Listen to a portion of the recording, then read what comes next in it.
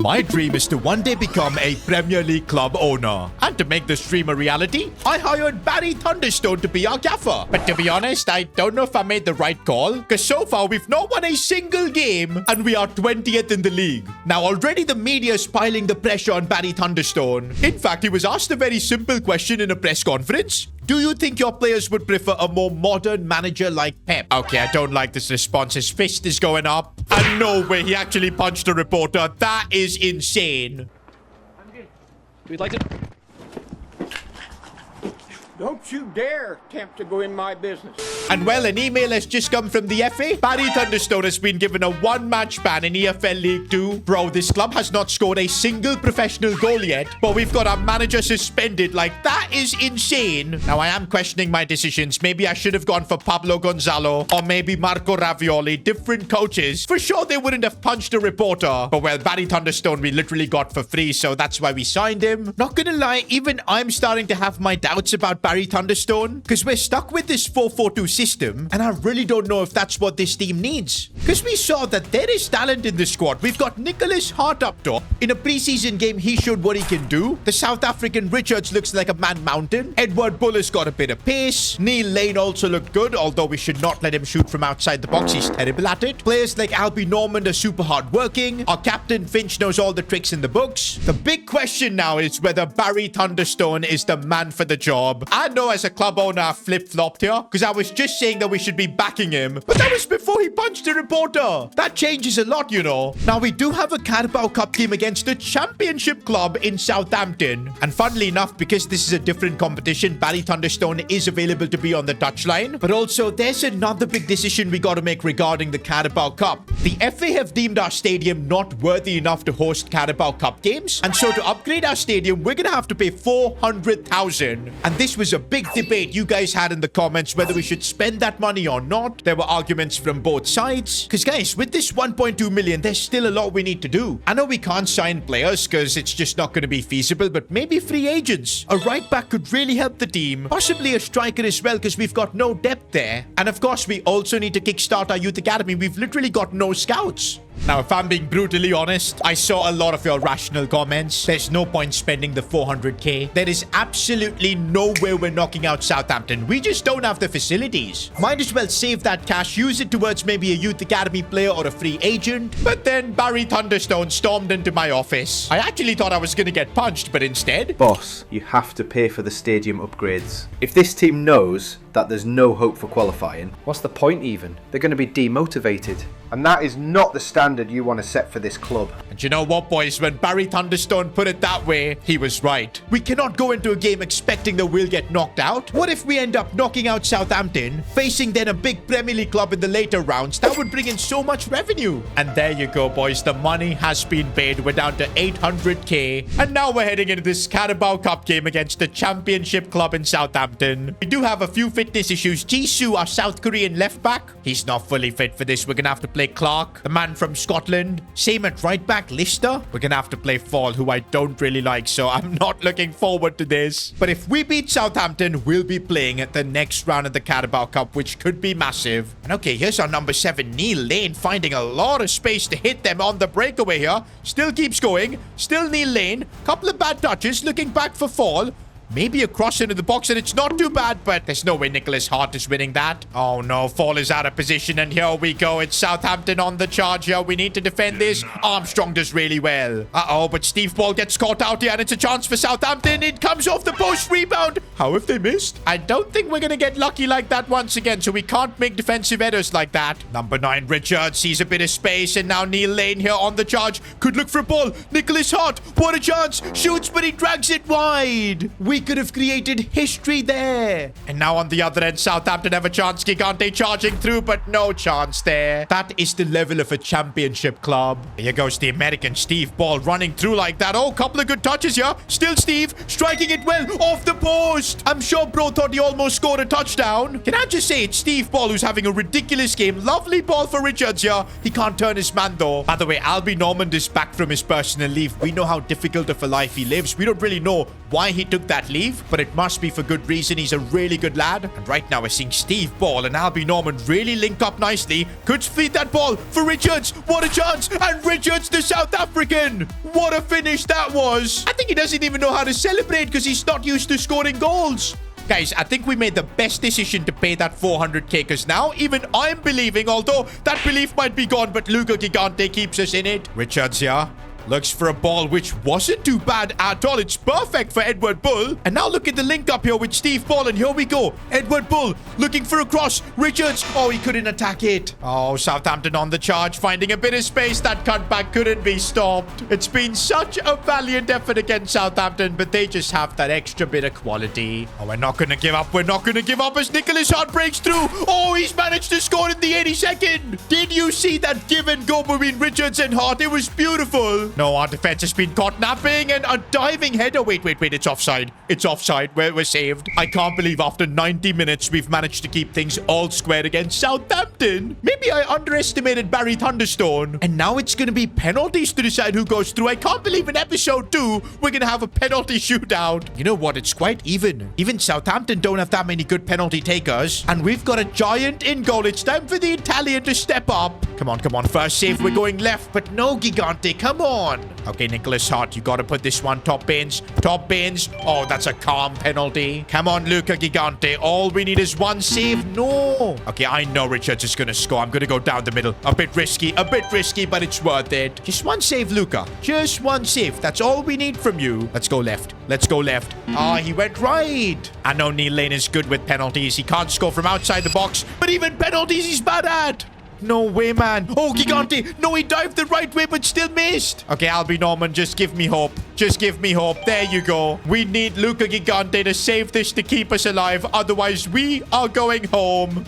I'm going to stay down the middle. And oh my days, it worked. Edward Bull. Decent penalty. Off the post. I can't believe it. And it's all over. Both our wingers missed their penalties. Unbelievable scenes. We put in such a valiant effort, only to go home empty-handed. The freaking left post, man. It denied us twice. At least this time, the media wasn't questioning Barry Thunderstone's tactics. They were actually praising him. Because even though we didn't get the result, fighting toe-to-toe with a club like Southampton was huge. What we got to do now is take this momentum into EFL League Two and start winning games. But meanwhile, we need a solution to get our money up. That 400k that we spent is now completely wasted. To be fair, I wouldn't say wasted because I don't think the team would have performed like that if they didn't know that qualifying was a possibility. But regardless, we need a source of funds, and the best way is getting a shirt sponsor. Now, as club owner, I dialed in a lot of phone calls, but nothing was seeming to work.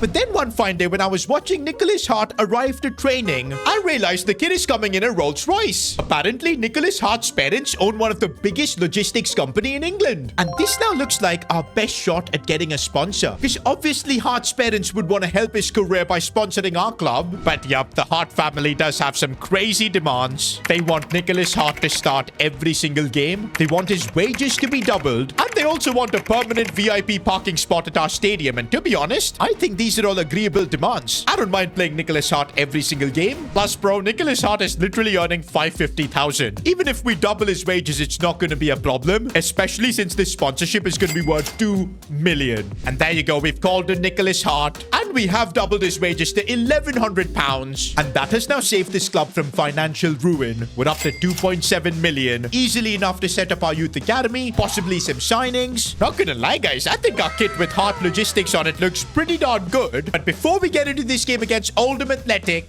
we do have another problem. Remember how Barry Thunderstone punched a reporter and picked up a 1-match suspension? And that means we literally don't have a manager to stand in the dugout. I mean, as club owner, I can't go there. I don't think I'm allowed. Hang on a minute. We do have another employee who might be able to fill in. It's the groundsman, Lenny. Nah, bro, I can't believe we've picked up the groundsman and we're throwing him into the deep end. Lenny, you better do the job. To be fair, I don't think he's got much to do. Our team doesn't change tactics anyway. They're just going to play their normal 4-4-2. Oh, no, I feel sorry for Lenny. The first team is not fully fit sweat off that Carabao Cup game. I guess we can put in Brandon Neal, the Australian. We've got this other midfielder, West Banks. He can go in. Oh, no. The man who's got an island on his head, Wallace, is going to have to come in. We can try out Burrows and see what he's all about. At the back, probably Young. Not going to lie, Lenny is fully in the mood. From a groundsman to now the manager. But I don't think he's going to have that good of a game because this team is really makeshift. Let's just see what happens. We're yet to still get our first win.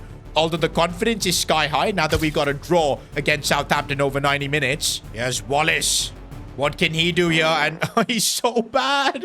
And now we're on the back foot here. Young trying to defend, which he absolutely can't. And look at how easily Oldham Athletic are opening us up. This is just horrible defending. Young finally gets it away, but no, he got nutmegged. Gigante, though, with the save. I think the only hope this game we've got is Nicholas Hart as he spreads it out wide for Wallace, sadly, though. He is making a good run.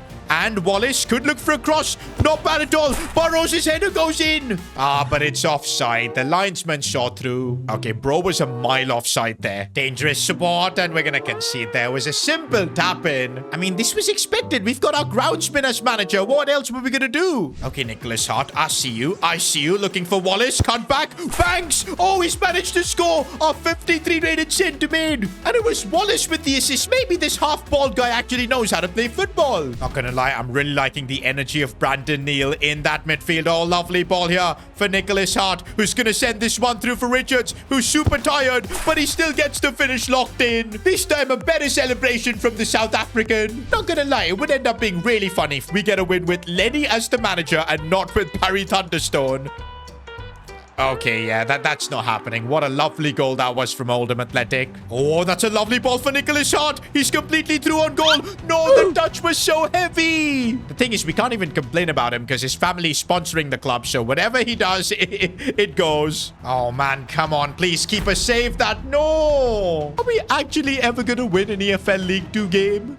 Also, guys, majority of our players have completely run out of stamina. We'll bring on Finch. I don't even have strikers to bring on. This is where we need to figure out a way to get in some new players. Because if our squad depth is like this, we're not going to be able to compete. I'm still wondering if we could maybe get a draw. It's not the best. It's over, boys. We're going to concede again. A literal sweat fest, man. Oldham Athletic, you are so annoying. And, well, that game ends in defeat. We're still on 0 wins in League 2. I think, boys, it's now critical for the survival of our club to use this 2.7 million. And I've got 2 things I want to sort out. Maybe making our first transfer. I know I said that we should probably wait until January, but this squad needs a bit of help. I think an older player could really add value. Someone with experience. But I don't want to spend too much on that. Majority of this money, I wanted going into setting up our youth academy. Before that, though, we've got a bit of information on Steve Ball. And to be honest, against Southampton in the Carabao Cup, he did ball out. Really earned my respect in that game. But he calls the sport soccer in the dressing room. I mean, he's American. The rest of the squad gets really pissed whenever he does that. At 28, he's one of the oldest players in the squad, and apparently he's the unofficial dad. He drives some of the younger lads back home, packs extra snacks for away trips, and he also breaks up any arguments between Nicholas Hart and Edward Bull. I didn't expect Steve Ball to be a cool uncle like that. Son!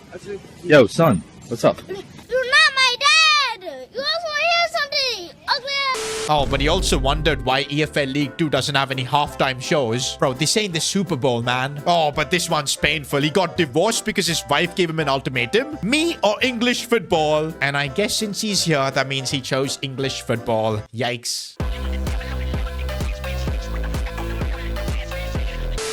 Now, I don't know if this is a good news or a bad news, but Barry Thunderstone is back for the next game. Although we didn't win our last game, I think Lenny did a good job. But yeah, I think the time has come for us to focus on using this 2.7 million. And I think it's got to start with the academy. And let's see if there's a good scout available. There is. Burns Meets. 2.4 million though. It would leave us with 400k, which honestly should be good enough to run some scouting projects. But I don't think we're going to be able to sign any players. The guy's having a 5-star, 4-star scout at this stage. It could bring us some genuine talents. I think this is the play. I think we go all in on a world-class scout. This guy's not going to be partying on the beach in Ibiza. He's going to focus on bringing us talents. Oh man, it's always tempting to send our scout to Brazil or Argentina. But let's be real, an EFL League Two club, they can't even afford the flights to South America. We're gonna keep it realistic and stick to what we know, sending our scout to England. And right now, based on our team, there are 2 key positions we need improvements in, and one of them is right back. The other is striker. To be honest, we could also do with the centre back. So let's focus on trying to get players in these spots. And there you go, boys, our first scouting project. This is huge. And I've got to say, the money from Heart Logistics, that came in absolutely clutch. Although we're now down to just 290k. Honestly, boys, I was really tempted to maybe get a free agent because there are some really good players in here. But I think trusting the youth academy is way more important, and that's the direction we're going. Oh man, what are these fitness issues we're dealing with? Half our squad has got no stamina. Okay, we can play Clark in left back. That should be fine. Young can play centre back. Fall can play right back. But we've got legit no squad depth up top. I need my scout to bring us a striker ASAP. We're still trying to push for our first win in EFL League 2, and I'm really hoping it'll come soon. We now do have Barry Thunderstone on the touchline, so I'm hoping he can have some sort of a contribution. Oh, that was a really nice ball.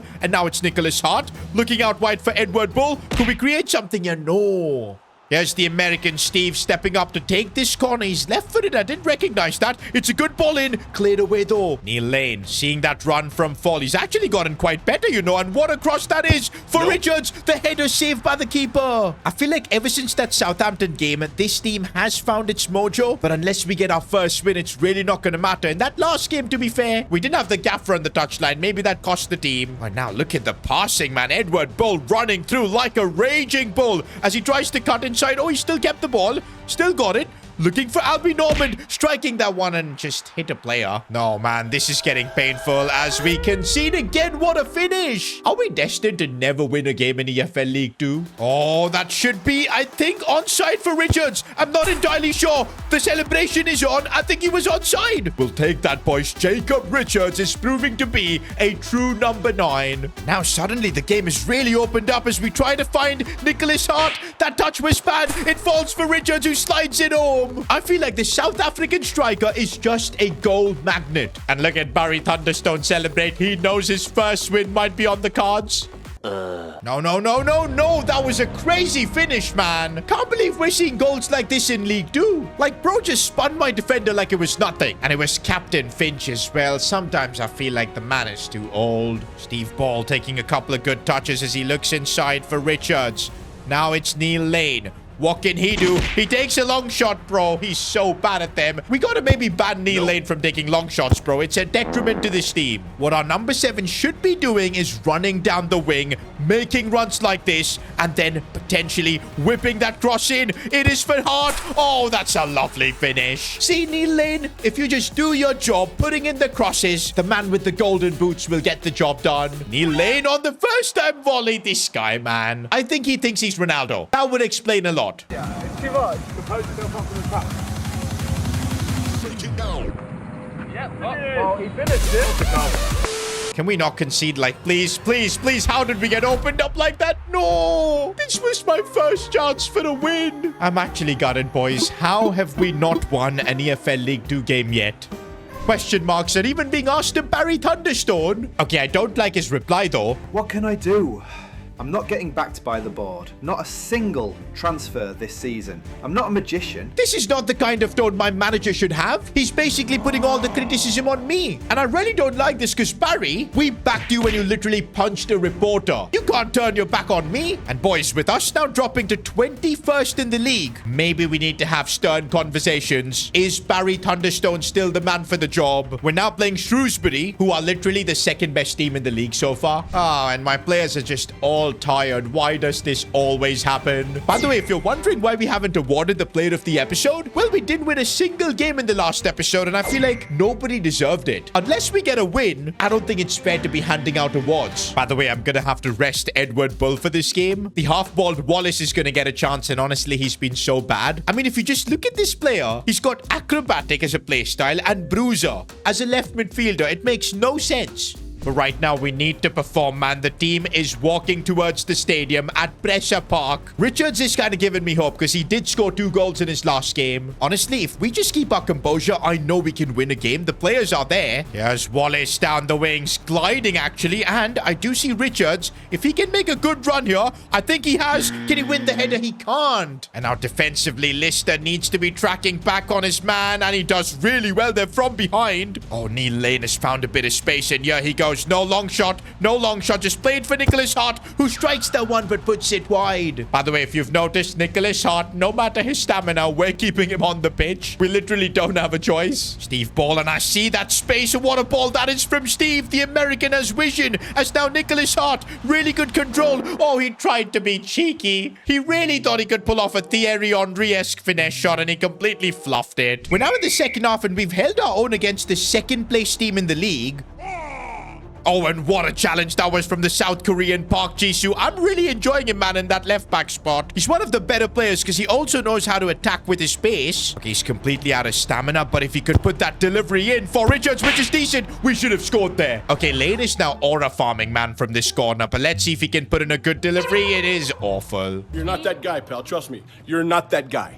But you know what, boys? I don't care about a draw. I want to really win this game, get my first win, and maybe Nicholas Hart can help us get there. Oh, come on. Even he can't believe it. What a cross that is. And no, that first touch was too good, man. I can't do anything. We're still on 0 wins, and it's been over a month. I gotta start asking the question, is it time to go for Barry Thunderstone? Full time, though, and that is another defeat. I don't know for how longer I can take this. By the way, we are on transfer deadline day, and there's literally nothing we can do. Normally, I ask you guys to rate my transfer window, but even I know that this has been a 0 out of 10 window. We've only been able to invest in the youth academy, which, by the way, we haven't seen any returns yet. It'll take time. Also, we made that decision of spending 400k to stay alive in the Carabao Cup. Well, of course, that went down really well, didn't it? I know you guys are gonna bully me for how bad this window was. By the way, we've got a player profile on Park Ji-soo, our South Korean left back, who's honestly been impressing me. He's even gone up by 1 overall so far. He's one of the youngest players in the squad, and nobody knows how he's ended up in League Two. To be fair, even I agree. How on earth do we have a South Korean player in this team? Apparently, he does not even speak English. He communicates entirely through like thumbs up and thumbs down. The squad calls him the K-pop defender. He hates it, but it is what it is. He watches Heung-min Son highlights every night and genuinely believes he'll follow the same path. Bro, you're a left back. You ain't becoming the next Son, but you could become a really good left back, you know? Oh, since he moved to England alone at 19, Steve Ball immediately adopted him, and now Jisoo sits next to him on every bus journey. It does look like Steve Ball is the unofficial dad of this team. Okay, but what on earth is this? Vertu Trophy? I've never heard of it. Northern Section Group C, that's where we are. This surely can't be a prestigious trophy, but you know what? Looking at the other teams involved, it could be something we could win. And you know what? In cup competitions, we've shown what we can do. Almost knocking out Southampton. And no, we're yet to win a single game, but maybe the Vertu Trophy, a competition I've never heard of, by the way, is what gets us back on track. Oh, but you know, if we take this Vertu Trophy seriously, we're gonna have no stamina for our League 2 games. Now, to be honest, in cup competitions is where Barry Thunderstone's tactics really shine. Oh, and maybe Jacob Richards. Oh, he took that in his stride brilliantly. What a chance here for the South African. Can he keep his finish under composure? He can. Look at the way he's celebrating as well. Jacob Richards, man. Who would have thought a South African striker would end up being the main man? Because I'll say this. So far, he's been more prolific than even Nicholas Hart. Now, Richards finding Edward Bull, and here we go. We know Bull can really run, which he's done brilliantly, but I didn't know he could pull off a finish like that. Why can't we do this in League 2? Because look at this, we get our first professional win. It's in this Vertu Trophy. Can we please like carry this over to League 2 and get our first win here? Because I'm tired of being 22nd. Okay, good news. It seems like our squad has recovered a lot better for this upcoming game, giving Steve Ball a bit of a rest and playing Brandon Neal, which I don't mind. The Australian is pretty decent. Alright guys, the momentum is now with us. Surely this is the opportunity to get our first win in League 2 and building from there. Clear the ball away, Finch. There you go. By the way, our number 14, Edward Bull, he's starting to really impress me, man. He scored a lovely goal in the Vertu Trophy. And now looking at him just opening up space like that, playing the ball for Park Ji-soo. And okay, he's now got it again. He's going to find Albie Norman who couldn't shoot. Luca Gigante, are you stupid? Just catch the ball, man. What was that? Sometimes I forget I'm coaching EFL League Two players who are basically like semi-professional footballers. But then sometimes I see them play like this. Brandon Neal looking to drive it forward. Going the way of Lister, our right back, who's opened up space. Oh my days, that was a strike and a half. I do feel like something happens in League 2 where we just can't get results. I'm starting to feel like it's maybe the formation, man. Like, 4-4-2 is just not suited for modern football. It's great for cup competitions, but not for these big games. Oh, come on. No, no, no. This is bad. We've been opened up and come on. Honestly, I think I'm going to break my controller. Barry Thunderstone, your tactics are doing me in. And it's getting from bad to worse. We've just been opened up and it's come off the post. We're lucky we survived that. Okay, we're now trying to hit them on the break here. And now we've got the ball with Albie Normand. He needs to play that pass perfectly for Neil Lane. He's done so. What a chance for number 7 and he slots it home. Do you know what? Now I'm feeling we might be able to win this game because Neil Lane, he's having his best performance, but Nicholas Hart, bro, ever since we've put his father's company on our shirt, he has not been playing well. Before that, he was actually balling out, man. Does he now think he owns this club? Because what was that? Nicholas Hart, man, you will pay for your crimes because you cost us a win here. Barry Thunderstone can't believe it either. I'm impressed, though, that in the post-match press conference, Barry Thunderstone is still backing Nicholas Hart. He's not saying anything bad about him because, hey, he did cost him his win here. Also, he is giving Neil Lane a lot of credit because I think that was his best performance in an S2GFC shirt. This is now actually mental, boys, that after 8 games, we're still on 0 wins. We're now like 10 points off getting into even a playoff spot. I feel like the team just needs some reinforcements, some kind of talent coming in. And maybe it will through the youth academy because our scout has returned. Oh my days. I think we've just found a world beater. But you guys are going to have to wait until the next episode to find out whether we sign him or not. Now, to keep you entertained until then, you can watch my entire journey with West Ham. Click here.